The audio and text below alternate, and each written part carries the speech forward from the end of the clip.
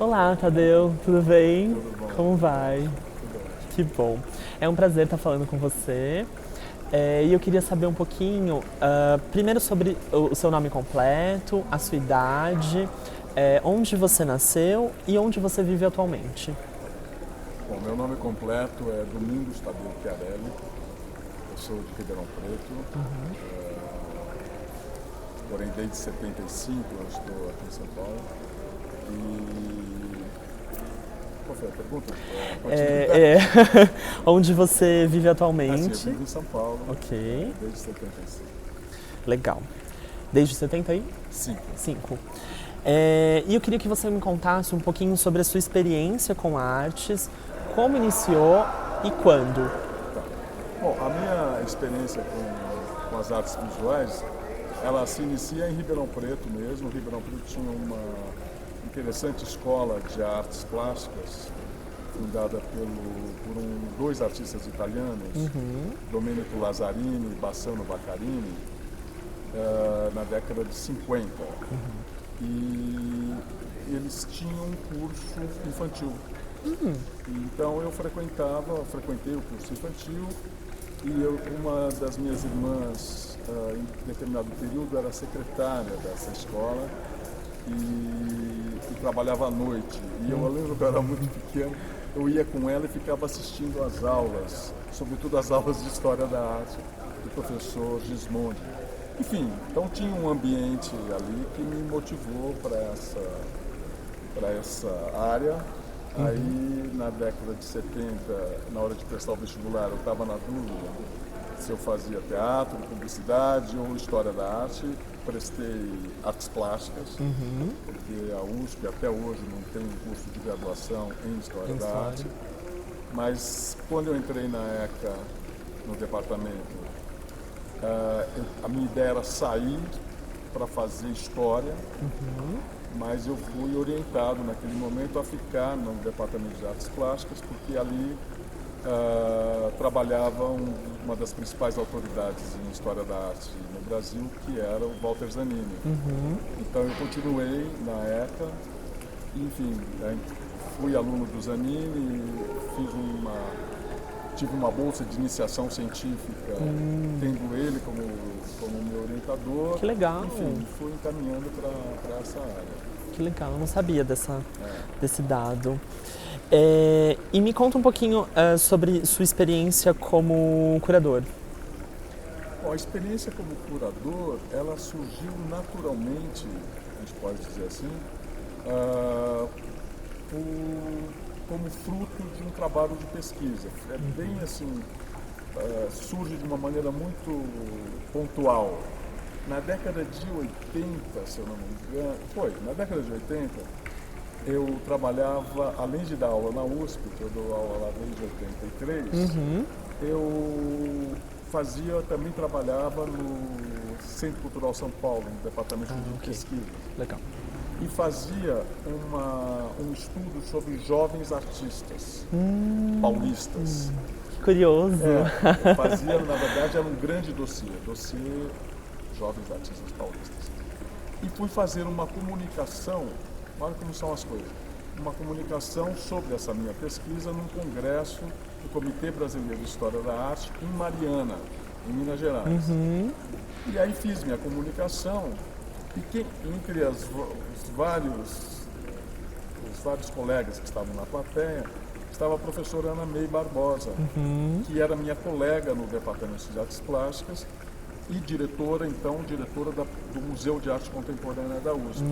Ok. E ela assistiu a minha comunicação e, quando terminou, ela falou, enfim, achou interessante a pesquisa e sugeriu que eu fizesse uma exposição sobre a pesquisa.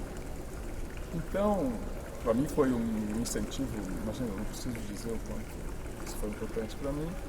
Eu fiz um recorte dessa exposição, dessa pesquisa. Eu peguei alguns artistas, uma tipologia que me interessava mais profundamente, e realizei minha primeira exposição e tive como braço direito nessa exposição a Regiane Cintrão, que era trabalhava no MAC, então foi ela quem me assessorou nessa primeira exposição. Foi em 1927, chamava 1987. 87 é muito novo. Imagens de segunda geração. Foi a primeira exposição que eu fiz. Que legal. Como curador, mas sempre como uma extensão, para a minha curadoria, eu acho que é uma questão até geracional. Eu vejo a curadoria como uma atividade de extensão ou de abertura de um trabalho em pesquisa e um trabalho junto, sobretudo aos meus estudantes, sabe? Então, isso vai definir a minha trajetória na atividade de curadoria. Mas essa foi a primeira vez, foi no MAC, foi muito interessante. Que legal. Que bom, que joia, eu não sabia dessa história. E atualmente eu desenvolvo a pesquisa de doutoramento que trata sobre os salões de arte contemporânea do ABC Paulista e eu queria saber um pouco mais sobre a sua colaboração nos salões.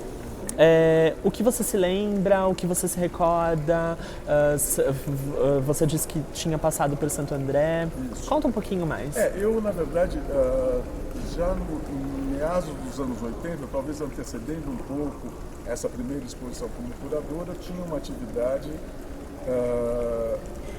queria aprofundar uma atividade como crítico de arte também, porque dentro da minha formação no departamento, com o professor Zanini, com a professora Ana Teresa Fabres e tal, existia a compreensão de que, ou seja, eu estava me especializando em História da Arte, mas a concepção ali do historiador da arte é muito mesclada ao conceito do crítico de arte. Quer dizer, eu sou historiador da arte, ou melhor, eu estudo o passado da arte, porque me interessa o presente e me interessa o presente porque me interessa o passado.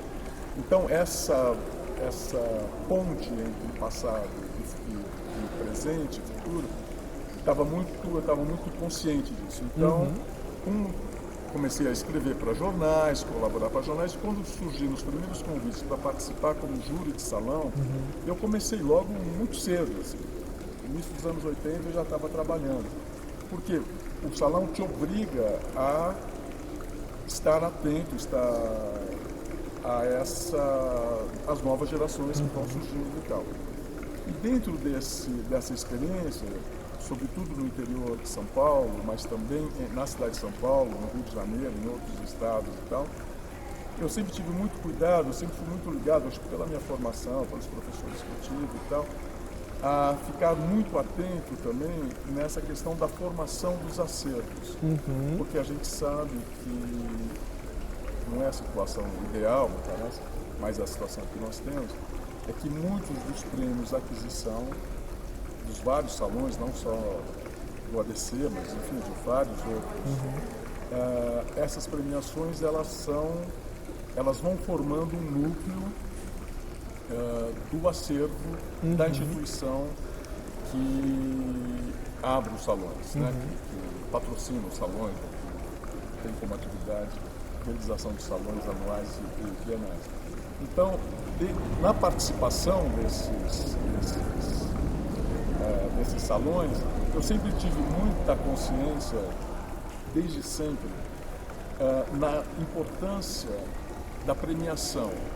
Que essa premiação ela não podia estar apenas calcada em questões circunstanciais, ou seja, questões, artistas que estão mais em voga, artistas, enfim, qualquer coisa assim, mas que elas deveriam ser apostas, mais apostas baseadas em algumas potencialidades do trabalho que sugerissem uma perpetuação da importância desse trabalho no tempo para justificar o fato dele ser preservado, dele ser guardado numa instituição pública. Sim. Porque aquilo que pode ser um bônus para a cidade, para a comunidade, ter uma obra de arte importante, se você não toma cuidado, ela vira um ônus, né? Ela vira um problema que você tem que cuidar de algo sem nenhum tipo de significado. Sim. Então, no meu caso específico, e lembro de situações em Santo André. Eu não me lembro a data, qual foi a edição, eu acho que a Paula Caetano, ela estava presente na organização desses salões. eu lembro que a premiação era sempre isso. E eu lembro de ter apostado em alguns artistas, dentro de critérios mais consistentes, digamos assim.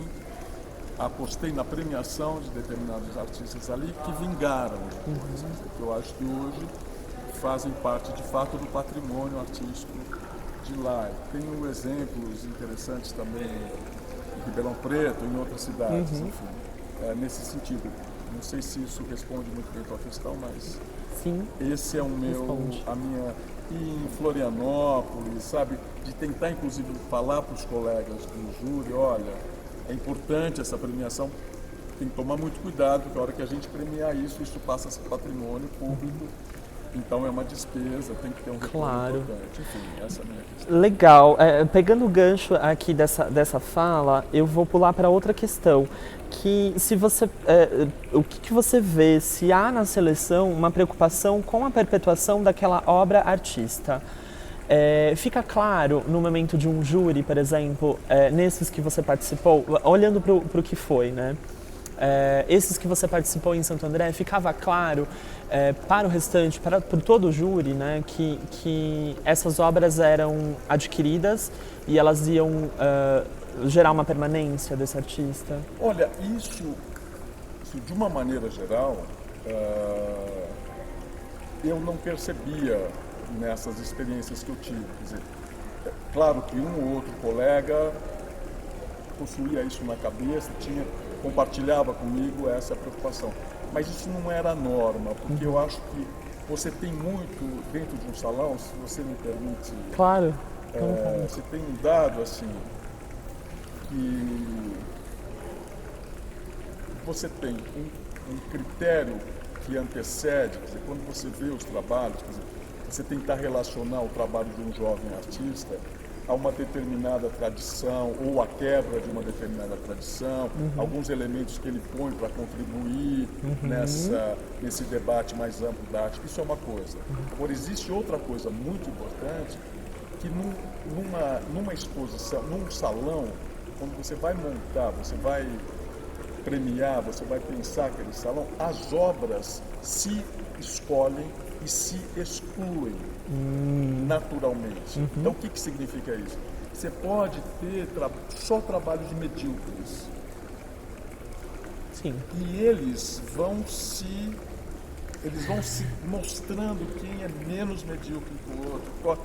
Tem esse lado, o que eu estou querendo chamar a tua atenção, que tem o aqui e agora do julgamento. Não adianta você vir com grandes teorias do que deve ser arte contemporânea, porque o seu universo é aquele. E você tem que premiar. Então é muito delicado. Então, muitas vezes, e talvez na maioria das vezes, o júri premia o menos ruim e não aquele que de fato é interessante, vai se perpetuar. Então eu queria só que a gente tivesse, que a gente lembrasse que são duas situações concomitantes. Você tem que lidar com o teu compromisso e com a tua responsabilidade de deixar para o patrimônio algo de fato importante, mas ao mesmo tempo você tem a realidade daquele salão, daquela edição. Sim. Se a edição é medíocre, se recebeu pouca inscrição, se veio pouco artista. Você, por legislação, você tem que dar o prêmio para alguém. Então, a gente sempre vê isso. Então, às vezes, porque é onde que eu quero chegar? Porque muitas vezes os colegas do júri estão preocupados com a circunstância, aquilo que está lá. Eles não conseguem olhar de longe, tentar ver. Isso vai depender, inclusive, da escolha dos jurados, da conexão que existe entre eles, dos compromissos. Enfim, mas eu acho que de uma maneira geral você tem esses dois problemas e nem sempre as pessoas estão muito antenadas para o que vai significar no futuro a permanência daquela obra premiada. Isso é um dado certo. Entendi. E como crítico, como você vê a construção dos acervos vindos do Prêmio Aquisição? E aí pensando em como você vê essa construção feita pelo município, Né? Esse é o ponto que eu quero discutir. Né? O que traz de bom para nós como sociedade a aquisição de objetos de arte pelos municípios, também pelos municípios?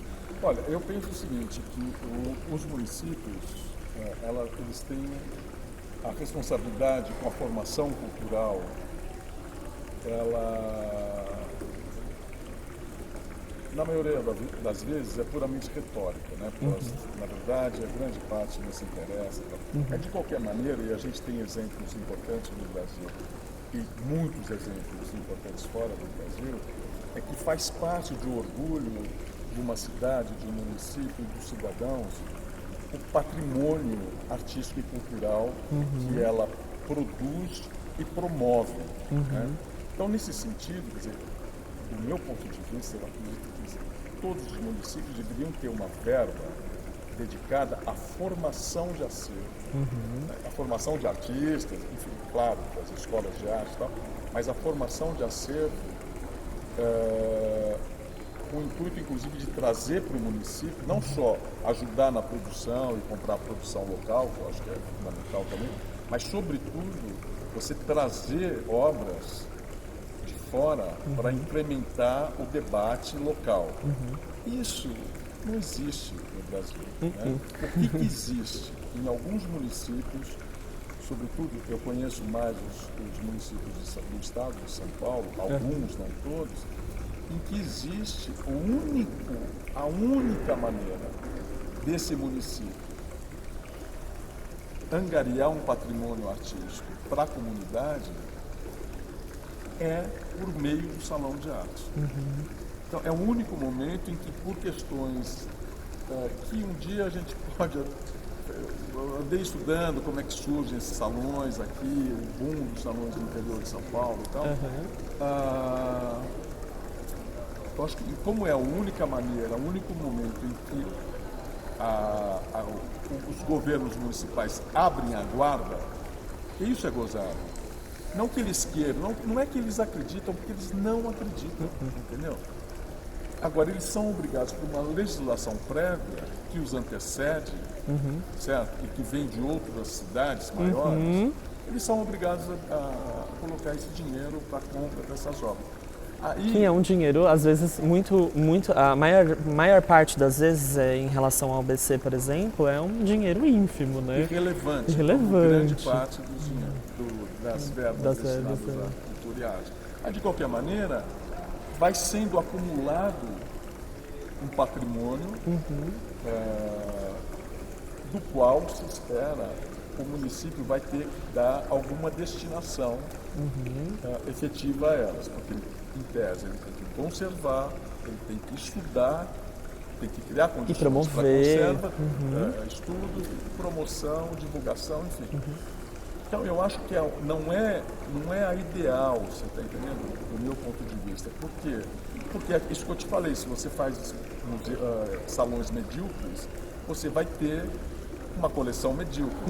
Agora, de qualquer maneira, continua sendo a única maneira desses municípios, às vezes municípios riquíssimos, que poderiam, de fato, ter museus de altíssima qualidade, com artistas de primeiríssimo time, que fomentaria a produção, a discussão, o debate naquele local.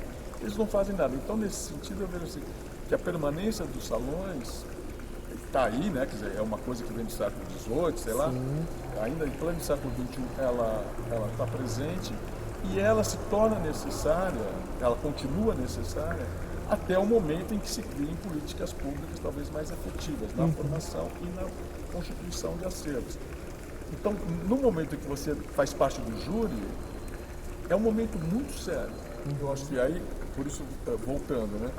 É por isso que quando você tem a oportunidade de participar do júri de um salão, essa responsabilidade aumenta para que você tenha como detectar naquele universo ali aqueles artistas que podem vir a se tornar artistas significativos, que podem passar a ganhar um peso artístico e cultural dentro da comunidade mais ampla da arte brasileira e tal. Eu acho de muita responsabilidade. É uma grande aposta. É uma grande aposta, mas eu acho que isso faz parte se tornou uma tradição. Eu acho que, repito, eu acho que não é a melhor, mas é o que temos, né? É o que permite, por exemplo, os salões de Santo André, os salões de outras cidades do ABC Paulista, algumas outras cidades de outras regiões do estado de São Paulo, irem constituindo coleções importantes. Por isso que é muito importante, assim, você instituir prêmios legais, prêmios atrativos, você constituir um corpo de jurados significativo do ponto de vista cultural, acadêmico, intelectual. Para quê? Para que você tenha um pessoal especializado no sentido de puxar aquilo que de melhor está lá e que não se envolva em apadrinhamentos e coisas assim. Eu lembro de ter conseguido no júri para Santo André, especificamente, que é o que eu me lembro, obras de muita qualidade, de artistas que deram certo, vamos dizer assim, nesse sentido, usar uma expressão. Também em Ribeirão Preto, enfim, tem várias lembranças disso. Mas eu acho que as prefeituras, elas precisam. O brasileiro, sobretudo o paulista, copia tanto os Estados Unidos, né, naquilo que ele tem de mais nobre, de mais conservador. Então, eu fico pensando que, para grande parte da classe média brasileira, da elite paulista, que é da paulista e paulistana, tudo. Paulistana, que é da onde brotam os nossos prefeitos, os nossos vereadores, eles têm como meca, como mito, né, Miami. Pois é. E em Miami eles esquecem, eles só veem os outlets de Miami, só veem aquelas coisas que se vê em Miami. E se esquecem de ver os museus que tem em Miami, né? As coleções particulares abertas ao público. Eles não conseguem puxar para o Brasil certas iniciativas extremamente importantes da comunidade como um todo. Se você me permite, eu acho que o único exemplo de fato que eu vejo no estado de São Paulo hoje em dia é uma cidade do Nordeste paulista, que é Ribeirão Preto. Isso eu gostaria de frisar. Você tem hoje o Museu de Arte de Ribeirão Preto, cujo salão é também uma referência, anos. sim. Então, o salão tem 40 anos. Você tem um diretor ali que vem desenvolvendo um trabalho por meio dos salões e de toda a trama dos salões. Ele está conseguindo constituir um acervo de peso. Tem artistas, o próprio tempo está mostrando a percepção dessas equipes de especialistas que fazem o julgamento. Então faz um trabalho importante, referencial, e na mesma cidade você tem uma coleção particular aberta ao público, que é a coleção do Instituto Figueiredo Ferraz. Eu acho que é um belo exemplo. Que tudo pode conviver, que né? pode conviver claro, produtivamente, sim, entendeu? Quer dizer, um informa o outro. E para a comunidade ribeirão-pretana, no caso, é um espetáculo você poder ter um museu público, uma atividade muito satisfatória, e um Instituto Figueiredo Ferraz privado que desenvolve um trabalho também de excelente qualidade. Então não é difícil. Nós temos exemplos aqui, não precisa mais ir buscar em Miami. Sim. Eu acho que foram experiências que foram absorvidas de fora, não estou dizendo que foram experiências norte-americanas, sobretudo, né? Que foram trazidas para cá, foram adaptadas e se desenvolveram muito bem. Agora, o que você nota na maioria dos casos é a obrigação de fazer o salão anual porque está na lei, não existe nenhum incentivo efetivo nesse sentido. Eu acho uma lástima, nesse sentido eu acho uma lástima. Mas, bem ou mal, esses acertos estão sendo feitos, a gente precisa revê-los, acho que é importante. E agora a gente vai brigar, enfim, essa é a minha grande satisfação de fazer essa pesquisa, né, de que aquilo precisa ser restaurado, né? Tem coisas já que, por exemplo, carecem de restauro, e a dificuldade e eu queria que você me contasse também, se você se lembra Se houveram dificuldades encontradas durante o seu contato com os salões. Inclua estruturas de trabalho, materiais físicos, procedimentos técnicos, como de seleção, por exemplo. Olha, Problemas. Eu tô ficando velho. Então, assim, eu sou do tempo, eu não sei, eu acho que hoje é muito difícil. Você ia fazer parte do júri e as obras estavam lá, né? E aí vinham as pessoas muito abnegadas que mostravam as obras, aí mostrava, enfim.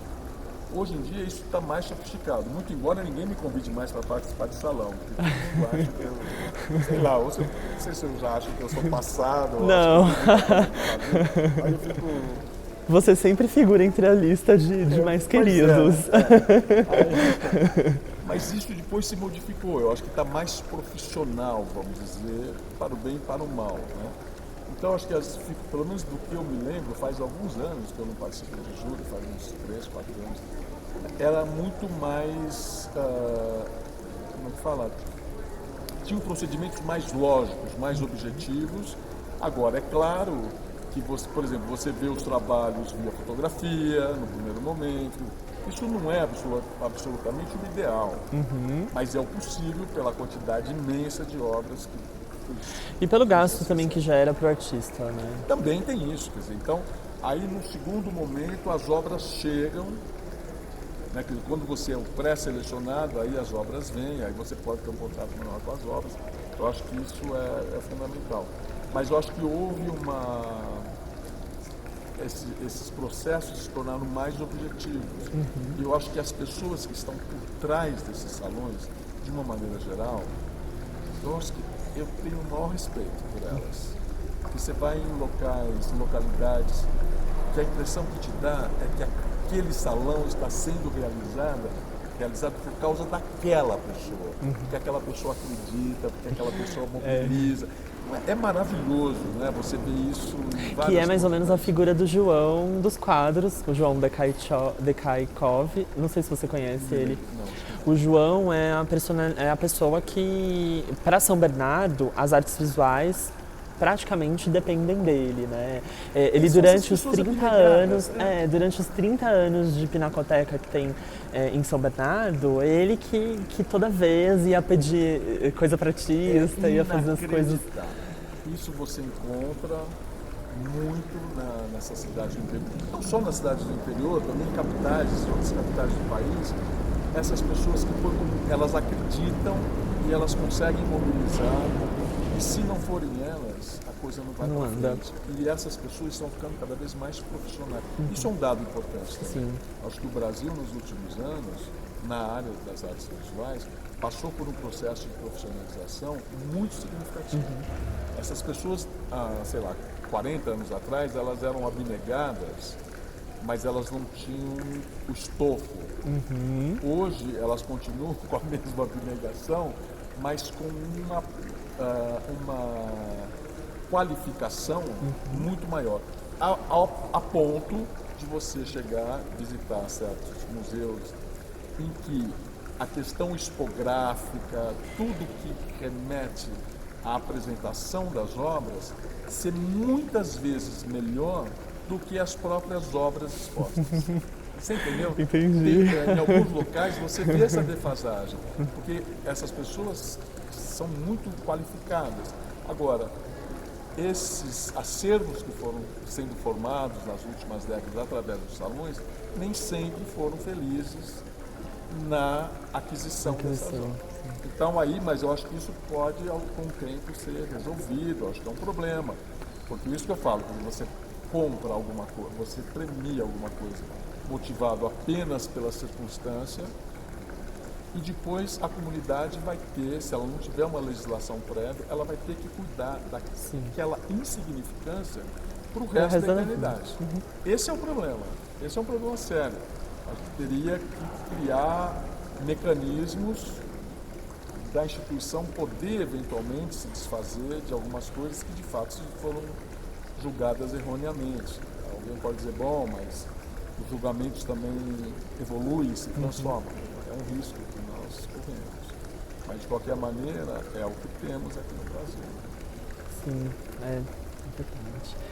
Muito obrigado. Imagina, Muito eu obrigado te pela agradeço. experiência de conversar com você. Eu acho que era muito relevante ter você como crítico, como historiador, como curador, falando, né, sobre os salões e sobre toda a sua trajetória também em Santo André, que é também muito pulsante, junto com a Angélica de Moraes, Isso, junto com o Ian Angélica, Sacramento, junto com outras pessoas que eu acho que era importante eu pesquisar e ouvir falar, né? Quando, se você precisar de mais alguma coisa, você fique à vontade. Muito obrigado, muito obrigado. Peraí, só um pouquinho.